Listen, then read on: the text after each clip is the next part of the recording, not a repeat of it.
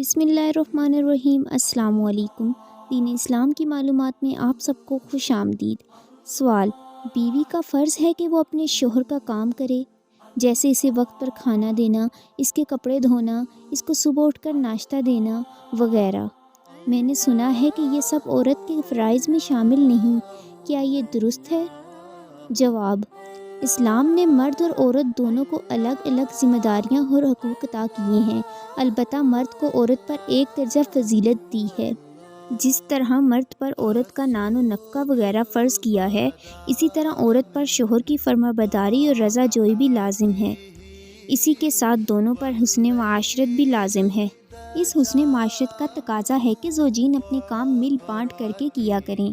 अगरचे औरत पर ये सब काम फ़र्ज़ नहीं हैं, फिर भी इसका अखलाक़ी फ़रीज़ा तो है ही कि जब शोहर बाहर के काम अंजाम दे रहा है तो वो घर के अंदरूनी काम करे।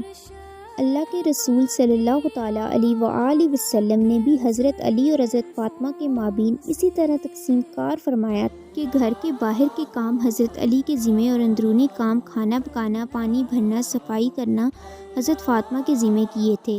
लेकिन इसका मतलब ये नहीं है कि सारा काम औरत के ज़िम्मे डालकर इससे नौकरानी की तरह काम लिया जाए और इसका बिल्कुल ताउन न किया जाए, बल्कि इस सिलसिले में अल्लाह के रसूल हमारे लिए बेहतरीन नमूना हैं। और ये भी ज़रूरी है कि इसमें इसकी ख़ानदानी हैसियत का भी लिहाज किया जाए, यानी अगर वो अपने घर में घर के काम खुद करती थी तो इसे ससुराल में भी इनकार नहीं करना चाहिए, और अगर इसके घर में खादमाएँ वगैरह थी और वो घर के काम खुद नहीं करती थी तो शोहर को भी दबाव डालकर काम नहीं करवाना चाहिए और इसको इसकी जानिब से तबर्रा और एहसान समझा जाए। फुक़हा ने इसकी सराहत की है। वीडियो अच्छी लगे तो वीडियो को लाइक, शेयर और चैनल को सब्सक्राइब लाजमी करें। शुक्रिया।